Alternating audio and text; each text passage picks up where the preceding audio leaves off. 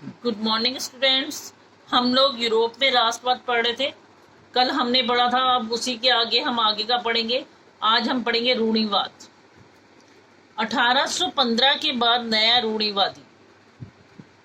अब क्या है कि देखो, रूढ़िवादी कौन थे? जो बदलाव, जो क्या कहते थे, धीरे धीरे हमारे वो परंपराएं बनी रहे और बदलाव हो, लेकिन विकास हो, थोड़ा धीरे धीरे होता रहे, हमें कोई दिक्कत नहीं है, लेकिन हमारी परंपराएं नहीं खत्म होनी चाहिए।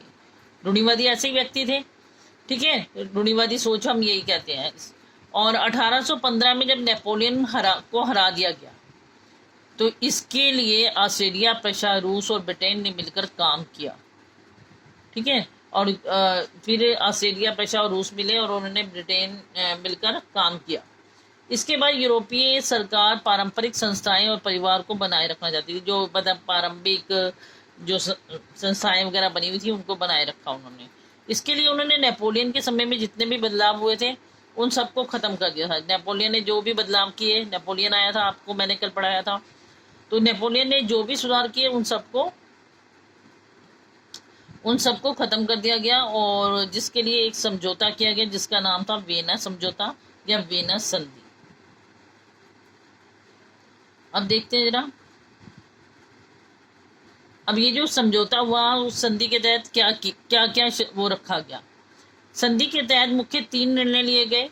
पहला, फ्रांस की सीमा पर कई राज्य कायम कर दिए गए, ताकि भविष्य में फ्रांस अपना विस्तार ना कर सके। अब उन्होंने क्या करा कि उसकी सीमाओं पर राज्य कायम कर दिए फ्रांस के सारी तरफ, ताकि फ्रांस इससे आगे ना बढ़ सके, फ्रांस अपना विस्तार ना कर सके। फ्रांसीसी क्रांति के दौरान हटाए गए बूबो वंश को सत्ता में बहाल कर दिया गया। अब देखा ना हमने, फ्रांसीसी क्रांति के समय जो बूबो वंश था, उसका जब अंत हो गया था, तो उसे दोबारा से क्या कर दिया, बहाल कर दिया। और तीसरा, राजतंत्र। तीसरा क्या पॉइंट करा कि जब वो उन्होंने राजतंत्र को फिर दोबारा से जारी कर दिया। इसके बाद अब क्रांतिकारियों की क्या सोच थी। यूरोपियन सरकार के इन सारे निर्णय के विरोध में क्रांतिकारियों ने जन्म लिया। क्रांतिकारियों ने अंदर ही अंदर कुछ खुफिया समाज का निर्माण किया। ठीक है, अब क्या हुआ कि क्रांतिकारी कौन होते हैं? जो मतलब ये नहीं कि हम सिर्फ डिमांड कर रहे हैं बैठ के और हमारी पूरी हो जाएगी। उन्होंने हमें हासिल करने के लिए उन्होंने क्रांतियां की। ठीक है, और उन क्रांतियों को करने के लिए उन्होंने चुपचाप खुफिया तरीके से समाज का निर्माण किया, जिसका गुप्त समाज खुफिया, जिन्हें हम गुप्त समाज का निर्माण किया, जिसका मुख्य मकसद था, मतलब उनका लक्ष्य क्या था ऐसा करना, कि चुपचाप तरीके से वो एक अलग समाज का निर्माण कर रहे थे। उसका लक्ष्य क्या था क्रांतिकारियों का? कि राष्ट्रवाद को बढ़ावा देना है, वीना संधि का विरोध करना है। जो वीना संधि थी उसका हम विरोध करेंगे, राष्ट्रवाद को बढ़ावा देंगे और स्वतंत्रता के लिए लड़ेंगे। ठीक है, वो कहते थे कि हमें स्वतंत्रता चाहिए, और वीना संधि जो की गई है वो हम नहीं मानेंगे, और राष्ट्रवाद को बढ़ाना चाहते थे। अब आता है जिउसेपी मैस्नी, एक क्रांतिकारी। जिउसेपी मैस्नी एक इटालियन थे। उन्होंने अंदर ही अंदर 2 गुप्त संगठन की स्थापना की थी। ठीक है, अब देखो क्रांतिकारियों में एक जो नाम आता है खास, वो आता है जिउसेपी मैस्नी का। वो कह रहे हैं कि वो इटालियन व्यक्ति था, और उसने अंदर ही अंदर छुपे छुपे 2 संगठन बना लिए थे। एक इटली में मासेई, और यंग यूरोप बर्न में। ठीक है, बर्न में उसने यंग यूरोप नाम का एक संगठन बनाया, और मसई में उसने इटली। ठीक है, और सभी रूढ़िवादी जैसू मैस्नी से डरते थे, क्योंकि वह इटली का एकीकरण चाहते थे। और रूढ़िवादी जो थे वो इस मैस्नी को पसंद नहीं करते थे, क्योंकि ये चाहता था कि इटली का एकीकरण हो जाए। मतलब जो छोटे छोटे राज्यों में ये बटा हुआ है, ये सब मिलकर एक साथ हो जाए। लेकिन रूढ़िवादी तो ऐसा चाहते नहीं थे। वो कहते थे हमारी परंपराएं जैसी पुरानी बनी हुई हैं वो बनी रहे। तो इसलिए रूढ़िवादी जो है इसे पसंद नहीं करते थे। फिर आता है क्रांतिकारियों का युग। क्रांतिकारियों का युग 1830 से 1884। यूनान का स्वतंत्रता संग्राम। यूनान में स्वतंत्रता के लिए संघर्ष 1821 से ही प्रारंभ हो गया था। यूनानी ओके लड़ाई में अनेक समूह में मदद किया। ठीक है, उन्होंने कहा कहने को तो 21 में ही प्रारंभ हो गया ये संघर्ष। उसके लिए क्यों और मदद क्यों की थी? क्योंकि यूनानी खुद ऐसा चाहते थे। पश्चिमी यूरोपियों के लिए कुछ कलाकारों ने उनकी मदद कर दी, कुछ कवियों ने उनका सहयोग किया। ठीक है, इससे पूरे यूरोप में राष्ट्रवाद का विचार बहुत ही मजबूत हो गया। ठीक है, यूनानी खुद भी ऐसा चाहते थे, पश्चिमी यूरोपीय लोगों ने भी उनकी मदद कर दी, कलाकारों ने भी उनकी मदद करी, मतलब अपनी कला के माध्यम से लोगों को बताया राष्ट्रवाद के बारे में। कवियों ने भी अपनी कविताओं में राष्ट्रवाद की चर्चाएं की, तो जिससे पूरे यूरोप में राष्ट्रवाद का विचार फैल गया। युद्ध के बाद 1832 में कुस्तुनिया की संधि पेश किया गया, जिसने यूनान को एक स्वतंत्र राष्ट्र घोषित कर दिया।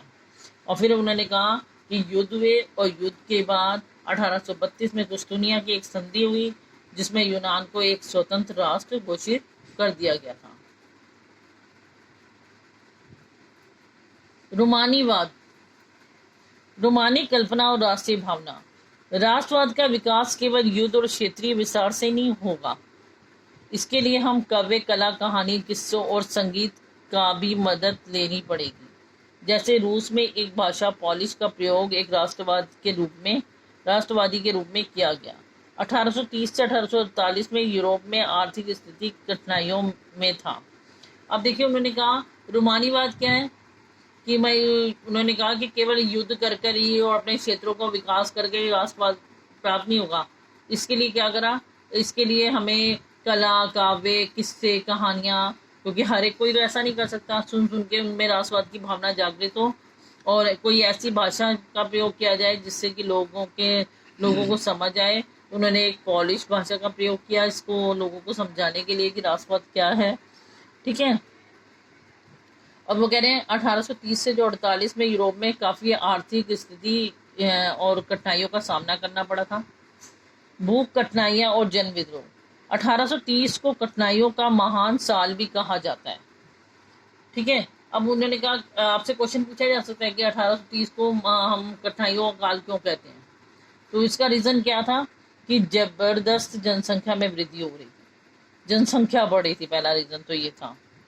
लोग गांव से शहर की ओर रुख कर रहे थे, मतलब गांव में उनके काम धंधे नहीं थे, तो वो शहरों की तरफ भाग रहे थे काम वगैरह ढूंढने के लिए, तो इसलिए वहाँ की जनसंख्या बढ़ती जा रही थी। बेरोजगारी में वृद्धि हो रही थी, लोगों के पास काम धंधे नहीं थे। अब काम धंधे नहीं होंगे तो गरीबी बढ़ेगी, तो गरीबी में वृद्धि हो रही थी। इसी सालों के दौरान फसल बर्बाद हो गई, और जिससे खाने की सामग्री की कीमत बढ़ने लगी और छोटी छोटे फैक्ट्रियाँ बंद होने लगी। अब वो कह रहे हैं कि पहले ही जनसंख्या बढ़ रही थी, बेरोजगारी फैल रही थी, गरीबी बढ़ रही थी, साथ ही क्या हुआ, फसल भी बर्बाद हो गई। और फसल बर्बाद होने के कारण जो फसल बर्बाद होगी तो खाद्य सामग्री कम पड़ जाती है, और अगर खाद्य सामग्री कम होगी तो उसकी कीमतें बढ़ जाती हैं। तो वो कह रहे हैं कि कीमतें बढ़ने लग गई, और कीमतें बढ़ने के कारण जितनी भी छोटी छोटी फैक्ट्रियाँ थी वो सब बंद होनी शुरू हो गई। खाने पीने की कमी और व्यापक बेरोजगारी, इन सभी कारणों से लोगों ने सरकार के खिलाफ विद्रोह कर दिया। लोग सड़कों पर उतर आए, जगह जगह अवरोध लगाया गया, जिससे यूरोपियन सरकार को गणतंत्र राज्य घोषित कर दिया गया। अब वो कह रहे हैं कि जब खाने पीने की कमी हो गई और बेरोजगारी फैल गई, तो इससे लोग दुखी हो गए और उन्होंने सरकार के खिलाफ विद्रोह कर दिया। लोग सड़कों पर आ गए, जगह जगह पर विद्रोह होने लगे, कृषक लोग विद्रोह करने लग गए, और जिसके कारण यूरोपियन सरकार को गणतंत्र राज्य घोषित कर दिया गया।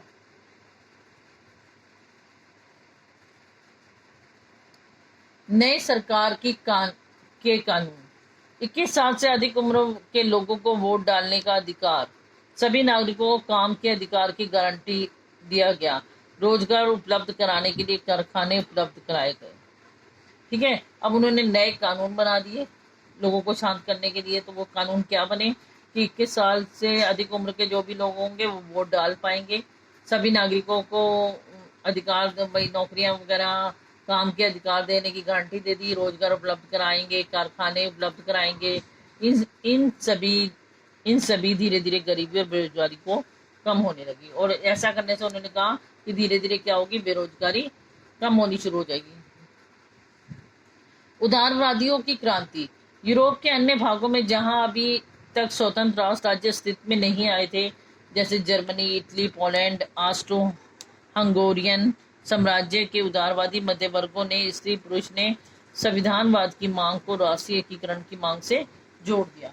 अब करें जहां पर तो हो गई क्रांति, ठीक है, छोटे राज्यों में, और जहां पर अभी भी नहीं हुई थी, उन्होंने क्या करा, वहां पर जितने भी उदारवादी थे उन्होंने क्या करा, जर्मनी, इटली, पोलैंड वगैरह जो थे, वहां के उदारवादी मध्य वर्गीय जो स्त्री पुरुष थे, उन्होंने संविधानवाद की मांग को राष्ट्रीय एकीकरण से जोड़ दिया था। तो आज के लिए बेटा इतना ही। इसे अच्छी तरह रीड करेंगे, समझेंगे, और नेक्स्ट क्लास में हम इससे आगे करेंगे। थैंक्स।